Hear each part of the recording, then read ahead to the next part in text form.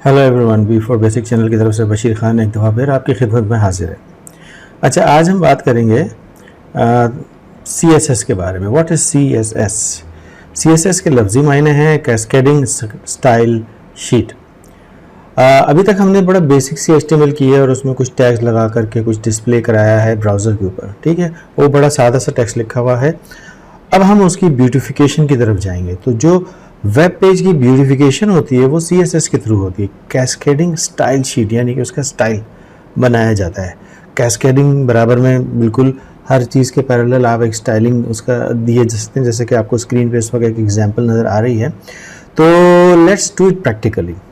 मैं आपको पहले बता दूं, CSS की कई किस्में हैं, यानी कि आप उसको 3 तरीके से इस्तेमाल कर सकते हैं। पहला तरीका क्या है कि आप अपने टैग के अंदर ही उसको यूज़ कर लें। इसको कहते हैं इनलाइन CSS, यानी कि आपके सामने वही पहले दिन की एग्जांपल मौजूद है जो हमने फर्स्ट लेसन में बनाई थी। एक सिंपल सा P पैराग्राफ मौजूद है। अगर मैं इस P के अंदर इस P के टैग को मज़ीद ओपन करूं तो देखिए काफ़ी सारी प्रॉपर्टीज़ ये नज़र आ रही हैं, क्योंकि हम इस वक्त विजुअल स्टूडियो यूज़ कर रहे हैं और ये विजुअल स्टूडियो का इंटेलिजेंस है, ठीक है। अब हमें स्टाइल कैस्केडिंग शीट बनानी है। एक्चुअली हम शीट अभी नहीं बना रहे क्योंकि हम इनलाइन ही काम कर रहे हैं, लेकिन हम उसका स्टाइल डिफाइन करते हैं। कैसे? सबसे पहले तो हमें वो एट्रीब्यूट लिखना पड़ेगा। जो टैग के अंदर जो चीज़ें इस्तेमाल होती हैं उन्हें एट्रीब्यूट कहते हैं और प्रॉपर्टीज़ कहते हैं, ठीक है। मैंने एट्रीब्यूट लिखा है स्टाइल। स्टाइल लिख करके मैं इक्वल्स टू का साइन लगाऊंगा, 2 इन्वर्टेड कोमास खोल के खुद ही बंद कर दूंगा, ठीक है। आप देखेंगे स्टाइल के नीचे जो लाइन बनी हुई थी वो ख़त्म हो गई, यानी कि मैंने स्टाइल का फॉर्मेट कंप्लीट कर लिया है कि इन्वर्टेड कॉमा में आएगी अब इसकी प्रॉपर्टीज़। कैसे? मैं एक स्पेस दबाऊंगा, इंटेलिजेंस मुझे बेतहाशा चीज़ें बता देगा कि इसमें क्या क्या काम किए जा सकते हैं। बड़ा कॉमन सा काम करता हूँ मैं, कलर लेता हूँ। अच्छा, अब इक्वल्स टू का साइन यहाँ लग चुका है तो कलर इक्वल्स टू नहीं लगेगा। अब कलर के आगे अगर कोई चीज़ आएगी तो वो कॉलन आएगा, यानी कि अगर आप कोई पैरामीटर दे रहे हैं तो कोई प्रॉपर्टी दे रहे हैं तो उसका जो पैरामीटर लिखेंगे वो इन्वर्टेड कॉमास के अंदर इक्वल्स टू की बजाय कॉलन के साथ लिखेंगे, ठीक है। कैसे? मैंने कलर लिखा। अब कलर देखें तो इसने सारे कलर्स बता दिए जो कि शायद मुझे ज़बानी याद ना हो, इतने सारे कलर। मैं अगर आपको बताता तो रेड, ब्लू, ग्रीन ही बताता। मैं इसको नेवी ले लेता हूँ, ठीक है, और एक सेमी कॉलन लगा देता हूँ। तो स्टाइल के अंदर इनलाइन स्टाइल, यानी कि उसी टैग के अंदर अगर आपको स्टाइल लिखना है, ये इनलाइन स्टाइल की एग्जांपल है। तो स्टाइल लिखा, इक्वल्स टू लिखा, इन्वर्टेड कॉमा में आपने वो प्रॉपर्टी जो आप बताना चाह रहे हैं और उसका क्या वैल्यू, उसका क्या वैल्यू आप यहाँ डिफाइन करना चाहते हैं। मैंने लिख दिया कि इस पैराग्राफ का, यानी कि ये जो P है जो यहाँ ख़त्म हो रहा है, इसका कलर नेवी होना चाहिए, ठीक है। अब ये देखिए मैंने यहाँ चेंजेस किए हैं तो यहाँ स्टैटिक नज़र आ रहा है। विजुअल स्टूडियो आपको साइन दे रहा है यहाँ स्टैटिक लगा करके कि ये पेज सेव नहीं है, और जब ये सेव नहीं होगा HTML इसको रीड नहीं करेगा। मैं इसको सेव करता हूँ और प्ले का बटन दबाता हूँ और देखता हूँ कि ब्राउज़र पे जा करके ये मुझे क्या बताता है।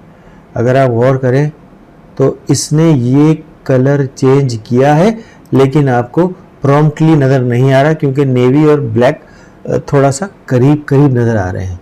खैर कोई बात नहीं, कोई बात नहीं, हम वापस जाएंगे विजुअल स्टूडियो में, हम नेवी को चेंज कर देंगे। भाई नेवी छोड़ो, रेड कर दो, कम से कम रेड तो नज़र आएगा ना। फिर मैं इसको स्टॉप करूँगा, सेव करूँगा, ये सेव का बटन है, और प्ले करके देखूँगा कि रेड प्रॉपरली नज़र आ रहा है कि नहीं।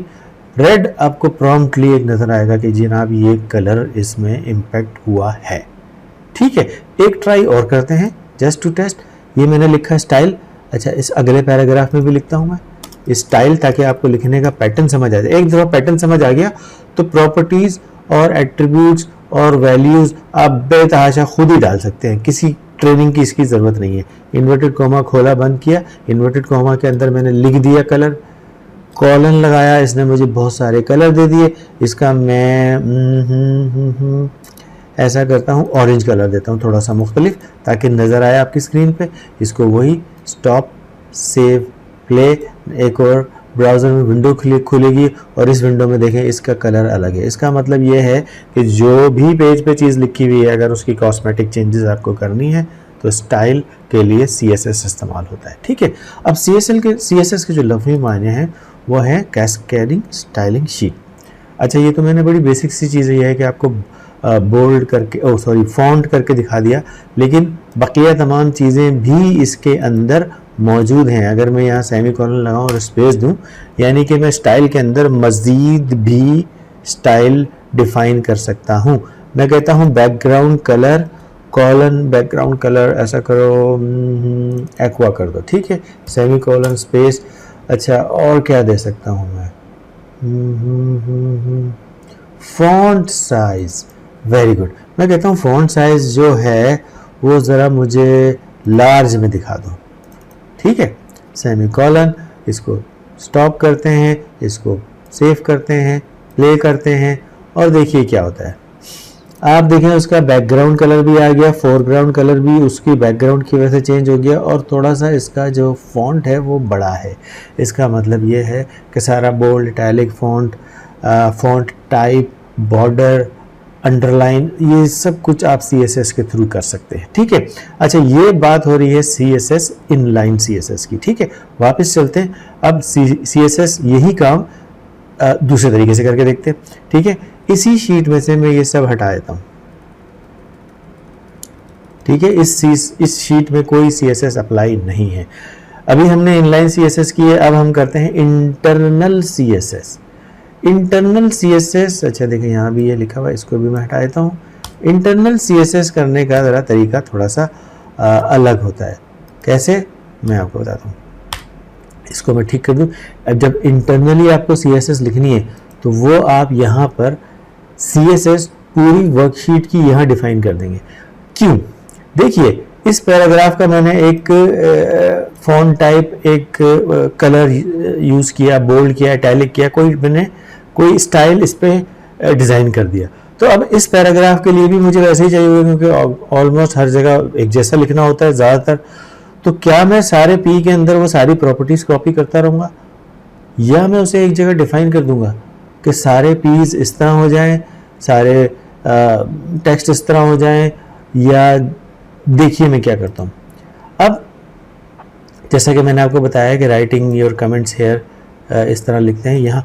अच्छा जो इंटरनल CSS है वो हेडर के अंदर आता है, इंटरनल CSS हेडर के अंदर आता है। टाइम बचाने के लिए मैंने कहीं ना कहीं ये एग्जाम्पल ज़रूर लिखी होगी, ठीक है, ये मैंने यहाँ लिखी हुई है internal CSS। Just a second, I think बहुत सारी एग्जांपल्स हैं मेरे पास। मैं कोई सिंपल इसको करना चाहता हूँ, ऐसा करता हूँ कि ये वाली एग्जांपल मैं ले लेता हूँ, Ctrl+C करता हूँ, या ऐसा करता हूँ कि ये स्टाइल शीट पूरी ये वाली ले लेता हूँ, ठीक है, और आपकी वाली शीट में यहाँ लाता हूँ। अच्छा यहाँ पे इसको पेस्ट कर देता हूँ। आपको जो समझने वाली बात है, इसको मैं थोड़ा सा इसका लिखने का तरीका ऐसा कर दूं कि आपको ये समझ आना शुरू करे। मैं सबसे पहले समझिए कि मैं हेडर के टेक्स्ट में गया, हेडर के अंदर जहाँ मैंने अभी तक टाइटल लिखा था, अब मैंने वहाँ स्टाइल के नाम का एक टैब खोला और यहाँ पे बंद कर दिया, ठीक है। विजुअल स्टूडियो का फ़ायदा ये है कि जब आप पहले वाले टैब के अंदर उसको क्लिक करेंगे तो जो इसका एंडिंग टैग है वो खुद बहुत हाईलाइट होता है। अब मैंने इसके अंदर 3 चीज़ें डिफाइन कर दी, बॉडी, हेडर 1 और P। मैं कहता हूँ कि इस पेज में होने वाले तमाम बॉडी के अंदर जो बैकग्राउंड कलर है वो ये वाला ब्लू रख दो, ठीक है, पाउडर ब्लू रख दो। इसके जितने भी H1 होंगे, जैसे कि यहाँ H1 में कुछ लिखा है तो मैं यहीं ऊपर ही डिफाइन कर रहा हूँ, हेडर के अंदर के H1 का कलर ब्लू कर दो और जितने पैराग्राफ्स हैं उनको रेड कर दो, ठीक है। आपने देखा style start, style and, body, मैंने क्या किया कि जितने टैग टाइप थे वो ऊपर डिफाइन कर दिए। यहाँ डिफाइन होने से ये फायदा होगा कि जितने भी P हैं 1 2 3 और आगे भी नीचे जाकर के जितने भी P हैं वो सब के सब रेड हो जाएंगे, ठीक है। इसे कहते हैं इंटरनल CSS। चलता भी है कि नहीं, इसको ट्राई करते हैं, सेव करते हैं, रन करते हैं। आई होप कि इसको चलना चाहिए। अब आप गौर से देखें तो 1 2 3 4 5 6 7 के साथ जो पैराग्राफ थे वो सब रेड हो गए और मैंने एक ही लाइन में डिफाइन किया, हेडर के अंदर सब रेड हो गए। जो H1 लिखा हुआ था वो खुद ब खुद ब्लू हो गया और जो पूरी बॉडी का बैकग्राउंड कलर है अगर आप देखें तो उसका एक डिफरेंट कलर जो मैंने वहां डिफाइन किया, इसे कहते हैं इंटरनल CSS, ठीक है। अब आते हैं CSL की असल शक्ल की तरफ कि वो क्या होती है। मैंने आपको एक सैंपल बना के यहाँ रखा है, बल्कि मैं ऐसा करता हूँ आपके सामने एक और सैंपल बनाता हूँ। अब यही ठीक है, यही एग्जांपल आपके सामने है। अभी हमने हेडर में स्टाइल शीट लिखी है। अब हम क्या करेंगे कि वेब पेज में से स्टाइल शीट को अलग कर देंगे।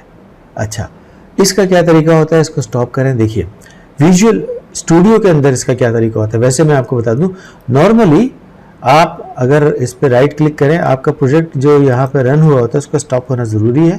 इसके बाद इस प्रोजेक्ट पर राइट क्लिक करें, बहुत सारे ऑप्शन आ जाएंगे। इसमें ऐड न्यूड का ऑप्शन मौजूद है। ये आपको यहाँ बेतहाशा चीज़ें देगा जो कि आगे चल करके हम पढ़ेंगे। वो बेतहाशा चीज़ों में अगर आप देखें तो एक अदद HTML पेज भी है। मैं चाहता तो आपको डायरेक्ट HTML, बल्कि मैं एक क्लिक करता हूँ तो एक आपको HTML पेज खोल के दिखा देता हूँ कि हम यहाँ सिंपल HTML का पेज भी बना सकते हैं, ठीक है। लेकिन HTML का पेज और ASPX में फ़ायदा ये है कि हम इसको विजुअल स्टूडियो में आगे चल करके यूज़ कर सकते हैं, ठीक है।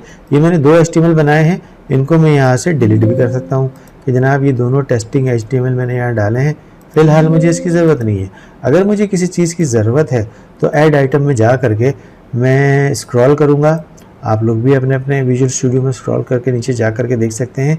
मुझे चाहिए स्टाइलिंग शीट, तो मैं एस के अंदर जाऊंगा और दिस इज़ स्टाइलिंग शीट। यहाँ पे एक स्टाइल शीट लगी हुई है।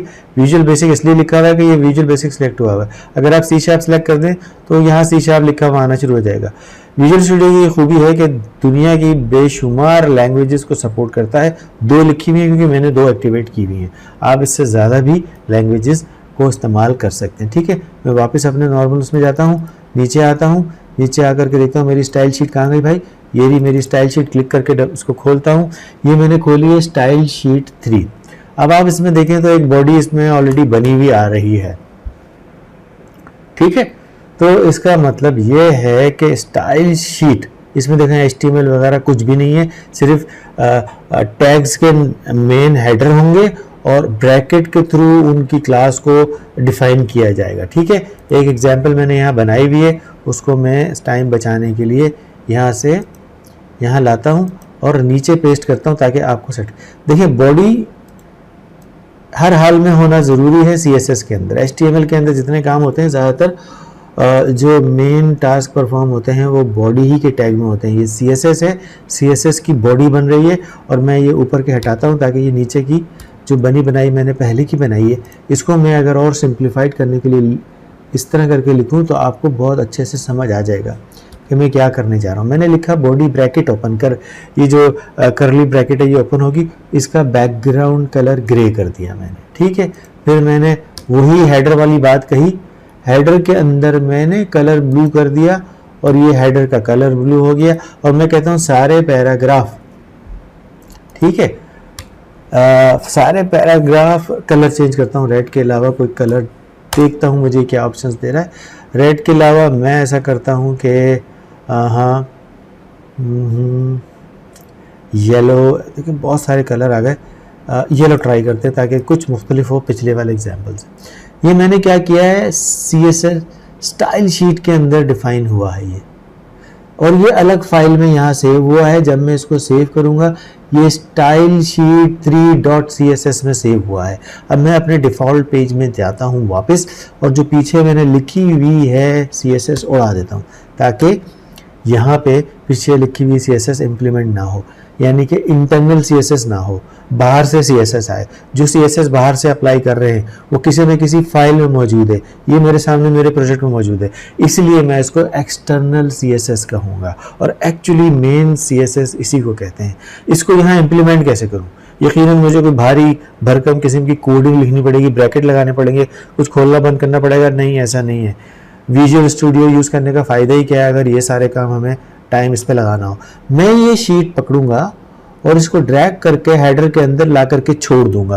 पूरी की पूरी कोडिंग ऑटोमेटिकली लिखी हुई आ गई, कुछ करने की ज़रूरत नहीं है। समझ लें, link H reference style sheet इस फाइल का नाम है CSS, और इसका एक रिलेटिव रेफरेंस यहाँ लिखा हुआ है और उसकी ये किस लिए है, ये उसकी टाइप क्या है, एक टेक्स्ट में लिखा हुआ है और CSS है।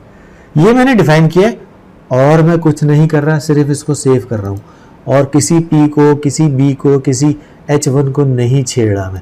इसको सेव करके मैं ज़रा इसको चला करके देखता हूँ। तो अगर आप देखें तो बैक हैंड ग्रे हो गया, सारे पैराग्राफ येलो हो गए और जो H1 था वो ब्लू है। दैट मीन्स मैंने एक्सटर्नल CSS इस्तेमाल की। CSS इस्तेमाल करने के तरीके यही है और CSS को के अंदर बेशुमार एट्रीब्यूट्स, बेशुमार प्रॉपर्टीज़ मौजूद हैं, इनको आपको एक्सप्लोर करना पड़ेगा। ठीक है, मैंने कुछ प्रॉपर्टीज़ आपको दिखा दी हैं। बाकी इसके अंदर आप बैकग्राउंड कलर ले सकते हैं, इसकी विड्थ डिफाइन कर सकते हैं, इसकी top position, bottom position, font size, ये तमाम चीज़ें आप डिफ़ाइन कर सकते हैं। ठीक है, तो CSS को CSS की बेसिक्स को समझने के लिए I think this lesson is enough. इसको यहाँ अख्ताम करते हैं। मुझे प्लीज़ इजाज़त दीजिएगा। इंशाअल्लाह नेक्स्ट टाइम आपसे मुलाकात करते हैं। मेरे चैनल को ज़रूर लाइक करिएगा अगर आपको इस वीडियो से कुछ भी सीखने को मिलता है। So thank you very